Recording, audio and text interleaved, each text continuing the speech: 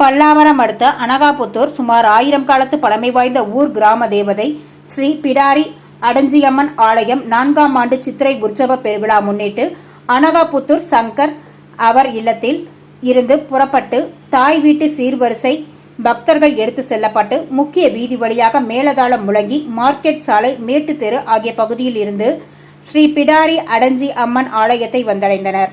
பின்னர் அம்மனுக்கு சிறப்பு அலங்காரம் செய்யப்பட்டு சிறப்பு அபிஷேகம் நடைபெற்றது. இதில் அனகை கோபி ராஜு, பாலாஜி கந்தன், ஜெகன், குன்றத்தூர் ரமேஷ் உட்பட ஏராளமான பக்தர்கள் கலந்து கொண்டு ஊர் கிராம தேவதை வழிபட்டனர்.